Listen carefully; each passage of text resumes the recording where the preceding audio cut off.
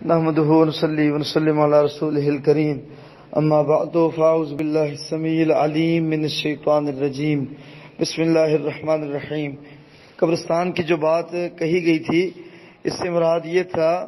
کہ عورت اپنی قبروں پہ جائے اور اپنوں کو دیکھے جن کے ساتھ ان کی زندگی گزری، اس کا بھائی ہے، اس کا شوہر ہے، اس کا باپ ہے، اس کی بہن ہے، اس کی والدہ ہے، اس کی اولاد ہے، اس کے کزنز ہیں، اس کے مامے خالہ چاچیاں تائیاں پھوپھیاں ہیں، تو وہ فوت ہو گئی ہیں۔ اب یہ ان کی قبروں پہ جائے اور دیکھے کہ یہ میرا تایا تھا جو بڑا کڑیل اور جوان ہوتا تھا، جو بڑا خوبصورت تھا، بڑا امیر تھا، بڑے سٹیٹس والا تھا، یہ دیکھو یہ فوت ہو گیا۔ تو اس کے دل میں یہ بات پیدا ہوگی کہ میرا بھی وقت چھوڑا ہے، یہ میری ماں ہے جس نے مجھے پالا پوسا جوان کیا، کہ جس نے مجھے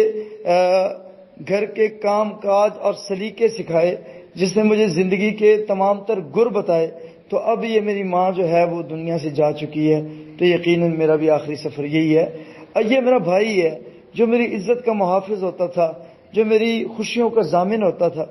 یہ بھی مجھے چھوڑ کے چلا آیا۔ تو ان قبروں پہ جا کے اس کے ایمان میں روانی پیدا ہوتی ہے، اسے آخرت کا فکر اور احساس ستانے لگتا ہے۔ اور رہی بات دوسری جو آپ نے کہا کہ ہمارے ہاں قبرستان پہ جو زیارتوں کا چکر شروع ہو چکا ہے، اللہ تعالیٰ یہ رحم کرنے والا، وگرنہ ایسی قبروں پہ کوئی بھی اہل نظر اور غیرت مند آدمی اپنی بیوی کو پتہ نہیں کیسے چھوڑ دیتا، مجھے تو یہ سمجھ نہیں آتی۔ درباروں پہ جاتی ہیں، قبروں پہ جاتی ہیں، غیر محرموں کے اندر دھکے کھاتی پھرتی ہیں، اور پتہ نہیں کیا کیا ہماری آنکھوں نے دیکھا ہے اور لوگ دیکھ رہے ہیں۔ اب تو میڈیا پہ بڑے عجیب غریب مناظر ہوتے ہیں، تو اللہ تعالیٰ سے ہدایت کی دعا مانگا کریں ایسے لوگوں کے لیے، اللہ رحم کرے۔